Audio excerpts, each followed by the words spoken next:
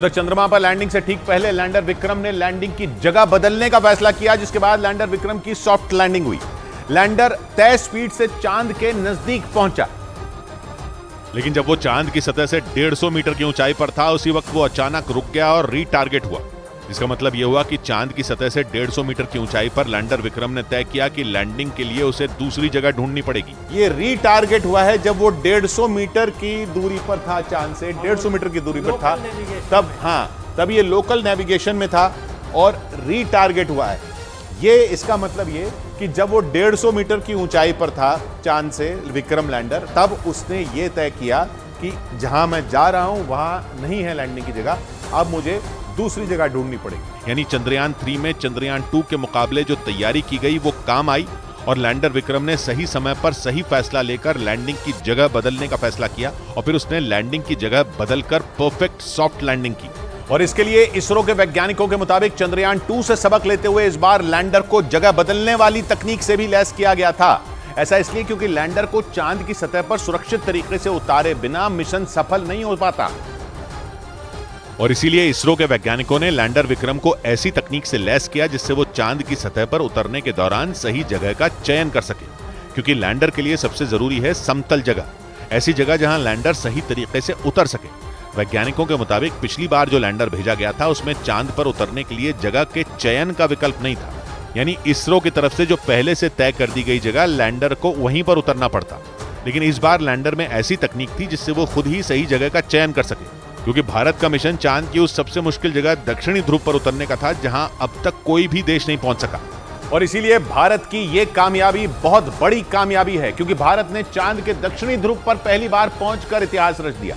इसरो के मुताबिक इस पूरे अभियान के दौरान सब कुछ प्लान के मुताबिक हुआ और इसी वजह से भारत ने वो कारनामा कर दिखाया जिसे अंतरिक्ष की दुनिया में सबसे आगे माने जाने वाले अमेरिका और रूस तक नहीं कर पाए। भारत ने चांद के सबसे मुश्किल हिस्से दक्षिणी ध्रुव पर कदम रख दिया। इस दौरान चंद्रयान 3 मिशन में सब कुछ इसरो के प्लान के मुताबिक ही हुआ, यानी भारत ने 14 जुलाई को चांद पर पहुंचने की जो यात्रा आंध्र प्रदेश के श्रीहरिकोटा से शुरू की थी, वो चांद पर पहुंचकर ही पूरी हुई। इसमें कहीं भी या किसी भी वक्त ऐसा पल नहीं आया जब चंद्रयान 3 को कोई मुश्किल पेश आई हो, जिसका मतलब है कि चंद्रयान ने सही तरीके से प्रोपल्शन मॉड्यूल को चांद की कक्षा तक पहुंचाया। इसके बाद प्रोपल्शन मॉड्यूल से लैंडर के अलग होने में भी कोई परेशानी नहीं हुई और फिर लैंडर के चांद की कक्षा में चक्कर लगाने के बाद दक्षिणी ध्रुव पर उतरने तक सब कुछ इसरो के प्लान के तहत ही हुआ। इस बीच चंद्रयान 3 मिशन के सफल होने के आखिरी पलों में पूरे देश की सांसें अटकी रहीं, क्योंकि चंद्रयान 2 मिशन के दौरान पहले तो सब कुछ ठीक चल रहा था, लेकिन आखिरी पल में ही वो मिशन फेल हो गया था। और इसी वजह से इस बार चांद पर लैंडर के उतरने के आखिरी पलों में पूरे देश की धड़कनें बढ़ गईं, क्योंकि 2019 में चंद्रयान 2 के लैंडर का संपर्क आखिरी 15 मिनट के दौरान ही टूट गया था और उस वक्त इसरो ने मिशन की नाकामी को 15 मिनट का आतंक बताया था। एक रिपोर्ट के मुताबिक 2019 में चंद्रयान 2 का लैंडर चंद्रमा की सतह पर करीब 2 किलोमीटर की ऊंचाई तक पहुंच गया था। वहां तक तो सब कुछ ठीक रहा, लेकिन इसके बाद एक छोटी सी तकनीकी गड़बड़ी की वजह से लैंडर क्रैश हो गया था। ये सब कुछ आखिरी के 15 मिनटों में हुआ था। इसीलिए इसरो ने इस बार पिछली गलती से सबक लेते हुए हर छोटी से छोटी चीज का भी ध्यान रखा। इसरो ने चंद्रयान 3 के लैंडर को क्रैश होने से बचाने के लिए तमाम इंतजाम किए। हालांकि इसकी नौबत नहीं आई और लैंडर विक्रम ने तय वक्त पर चांद पर सुरक्षित उतरकर सबसे बड़े मकाम को हासिल कर लिया। लेकिन तमाम चुनौतियों को पार करते हुए भारत का चंद्रयान 3 चांद पर पहुंच गया, वो भी चांद के उस हिस्से पर जहां आज तक दुनिया का कोई भी देश नहीं पहुंच सका। 14 जुलाई को आंध्र प्रदेश के श्रीहरिकोटा से लॉन्च होने के 41 दिन बाद चंद्रयान ने चांद पर फतह पा ली और इसी के साथ इतिहास के पन्नों में भारत और इसरो के वैज्ञानिकों का नाम दर्ज हो गया, क्योंकि पृथ्वी से करीब 3,84,400 किलोमीटर का सफर तय करने के बाद चंद्रयान 3 चांद की सतह पर सफलता से उतर गया। इसरो की यह ऐतिहासिक कामयाबी कई मायनों में खास है, क्योंकि किसी भी देश के मून मिशन में आने वाले खर्च के मामले में भी भारत ने रिकॉर्ड कायम कर दिया। इसरो के मुताबिक चंद्रयान का बजट सिर्फ 615 करोड़ रुपए है, जबकि 63 साल पहले अमेरिका ने अपने मिशन मून पर भारत की तुलना में करीब 3000 गुना ज्यादा पैसे खर्च किए थे। वहीं पिछले हफ्ते क्रैश हुए रूस के लूना 25 का बजट करीब 1600 करोड़ रुपए बताया गया, यानी रूस और अमेरिका की तुलना में भारत के चंद्रयान 3 ने सबसे कम खर्च में सफल होकर इतिहास रच दिया। इस बीच चंद्रयान 3 मिशन को सफल बनाने के लिए इसरो के वैज्ञानिकों ने पल पल पर नजर बनाए रखी। इसी वजह से भारत ने पहली बार चांद के दक्षिणी ध्रुव पर कदम रखा। जिसका सपना अमेरिका, रूस और चीन समेत दुनिया के कई देश देख रहे थे। लेकिन चांद के दक्षिणी ध्रुव पर पहुंचकर भारत इन सभी देशों से काफी आगे निकल गया। इस मिशन को सफल बनाने के लिए इसरो के वैज्ञानिकों ने पल पल पर अपनी नजर बनाए रखी। खासकर लैंडर विक्रम के चांद की सतह पर उतरने के आखिरी पड़ाव पर वैज्ञानिकों ने अपनी पूरी ताकत लगा दी। उन्होंने बिल्कुल सही समय पर लैंडर विक्रम को चांद की सतह पर लैंड कराने की कमांड दी। मिशन के पूरा होने के लिए ये सबसे अहम पड़ाव था, क्योंकि सही वक्त पर कमांड मिलने पर ही लैंडर विक्रम चांद की कक्षा से उसकी सतह पर उतरने के लिए नीचे आया। ये बेहद जटिल प्रक्रिया थी, जिसे इसरो के वैज्ञानिकों ने पूरी तरह सफल बना दिया। और उम्मीद के मुताबिक चंद्रयान 3 चांद की सतह पर सफलता से उतर गया, जिसके बाद अब बारी 6 पहियों वाले रोवर प्रज्ञान की है, जो चांद पर अगले 14 दिनों तक पानी की खोज करने के साथ दुर्लभ खनिजों का भी पता लगाएगा। क्योंकि इसमें लगे नेविगेशनल कैमरे और सेंसर चांद की सतह की हर तस्वीर और जानकारी विक्रम लैंडर को देंगे, जिसे विक्रम लैंडर सीधा इसरो को भेजेगा। ये वो डेटा होगा जिससे चांद के दक्षिणी ध्रुव से जुड़े रहस्यों को सुलझाया जा सकेगा। चंद्रयान 3 मिशन की कामयाबी पूरी तरह रोवर प्रज्ञान के 14 दिनों के काम पर निर्भर होगी। इस दौरान जैसे जैसे प्रज्ञान चांद की सतह पर आगे बढ़ेगा, भारत की पहचान चांद की सतह पर दर्ज होती जाएगी। क्योंकि रोवर के पहियों से राष्ट्रीय चिन्ह, अशोक स्तंभ और इसरो के लोगों की छाप चांद पर पड़ती जाएगी। अगले 14 दिन के दौरान प्रज्ञान एक सोलर पैनल के जरिए खुद ही चार्ज होगा, जो 50 वॉट तक बिजली बना सकता है। मतलब ये कि अपना काम करने के लिए जरूरी बिजली भी प्रज्ञान खुद ही बनाएगा। यही नहीं, रोवर प्रज्ञान चंद्रमा के उन रहस्यों से भी पर्दा उठाएगा जिनसे दुनिया अब तक अनजान रही, क्योंकि भारत के चंद्रयान 3 का रोवर चांद के उस हिस्से में पहुंच गया जहां दुनिया का कोई भी देश नहीं पहुंच सका। चांद की सतह की मिट्टी का सैंपल लेने, बर्फ का पता लगाने, वहां के मौसम का हाल जानने में रोवर प्रज्ञान पूरी तरह सक्षम बताया गया। क्योंकि इसरो के वैज्ञानिकों के मुताबिक रोवर प्रज्ञान को बेहद आधुनिक बनाया गया है। उसमें ऐसी तकनीक है कि वो सिर्फ तस्वीरें खींचने वाला कोई कैमरा पर्सन नहीं है, बल्कि खुद रिसर्च करने वाला एक वैज्ञानिक भी है। लैंडर विक्रम से आधा किलोमीटर के दायरे में प्रज्ञान चंद्रमा की सतह पर घूमता रहेगा और रिसर्च करता रहेगा। प्रज्ञान सिर्फ पानी ही नहीं, बल्कि चांद की सतह पर मैग्नीशियम, सिलिकॉन और पोटेशियम समेत कई खनिज भी खोजेगा। इसके अलावा वहां के तापमान और भूकंप की भी जानकारी को इकट्ठा करेगा। इस दौरान चांद की सतह पर रोवर प्रज्ञान 1 सेंटीमीटर प्रति सेकंड की रफ्तार से चलेगा और चांद की सतह पर उसकी रिसर्च पृथ्वी के 14 दिनों तक चलेगी, क्योंकि चांद पर एक दिन पृथ्वी के 14 दिन के बराबर होता है। इस बीच साउथ अफ्रीका के दौरे पर गए प्रधानमंत्री नरेंद्र मोदी ने देश के वैज्ञानिकों की पीठ थपथपाई। उन्होंने भारत की इस ऐतिहासिक सफलता के लिए इसरो के वैज्ञानिकों को धन्यवाद दिया। और प्रधानमंत्री नरेंद्र मोदी ने चांद पर कही जाने वाली पुरानी कहावत को अपने शब्दों में दोहराया। चंदा मामा बहुत दूर के हैं, चंदा मामा बहुत दूर के हैं, अब एक दिन वो भी आएगा जब बच्चे कहा करेंगे चंदा मामा बस एक टूर के हैं। उन्होंने वैज्ञानिकों की तारीफ करते हुए बताया कि धरती पर लिया संकल्प भारत के वैज्ञानिकों ने साकार कर दिया।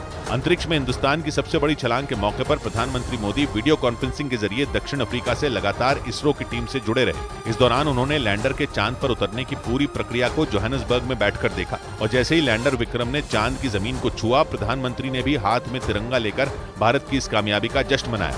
और इसके साथ ही उन्होंने चंद्रयान 3 की कामयाब लैंडिंग के तुरंत बाद इसरो के चीफ एस सोमनाथ को फोन कर बधाई दी। इस दौरान पीएम ने जल्द ही इसरो मुख्यालय पहुंचकर उनकी टीम से मिलने का भरोसा भी दिया।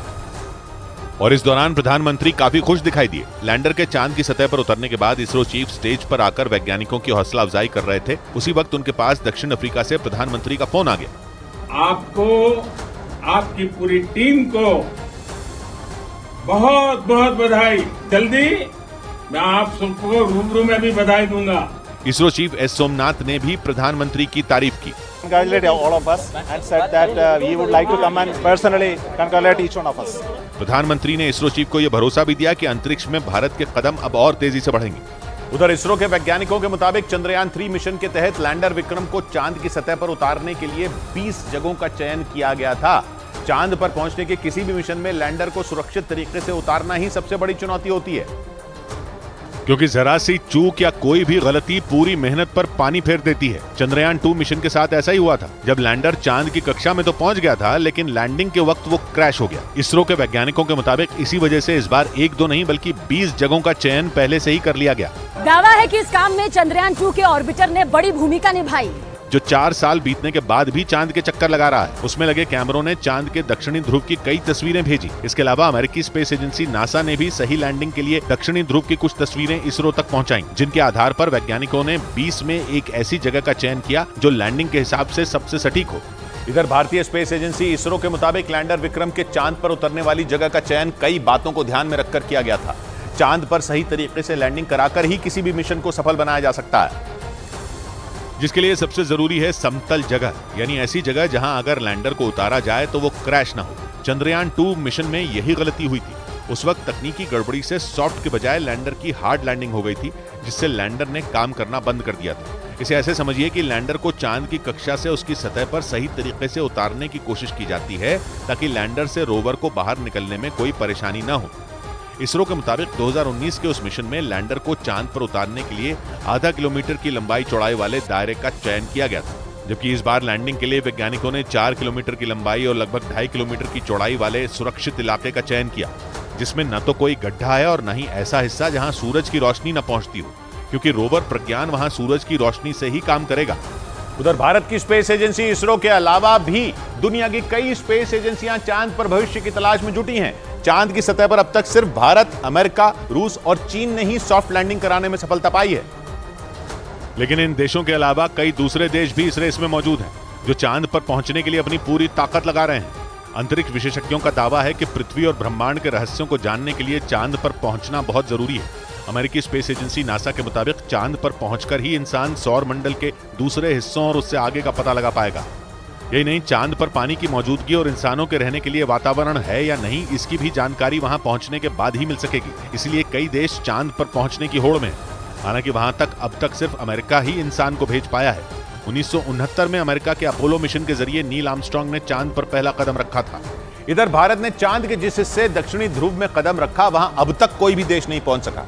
इसे चांद पर सबसे मुश्किल जगह भी माना जाता है, क्योंकि चांद का दक्षिणी ध्रुव बेहद उबड़ खाबड़ है। वैज्ञानिकों के मुताबिक चांद के दक्षिणी ध्रुव पर कई ज्वालामुखी हैं, कई किलोमीटर तक फैले बड़े और गहरे गड्ढे हैं। वहां पर चुनौती यहीं खत्म नहीं होती, क्योंकि वैज्ञानिकों का मानना है कि दक्षिणी ध्रुव पर सूर्य की रोशनी बेहद कम पड़ती है। इसी वजह से वहां अब तक कोई भी देश नहीं पहुंच सका। लेकिन भारत के चंद्रयान 3 मिशन ने पहली बार वहां उतरकर इतिहास रच दिया। लैंडर विक्रम ने सभी चुनौतियों को पार करते हुए चांद के दक्षिणी ध्रुव पर सॉफ्ट लैंडिंग की। अमेरिकी स्पेस एजेंसी नासा के मुताबिक चांद के दक्षिणी ध्रुव पर न सिर्फ बर्फ के रूप में पानी हो सकता है, बल्कि कई तरह के खनिज भी हो सकते हैं। इसी वजह से कई देशों ने वहां तक पहुंचने का सपना देखा, जिसे सिर्फ भारत ही पूरा कर पाया।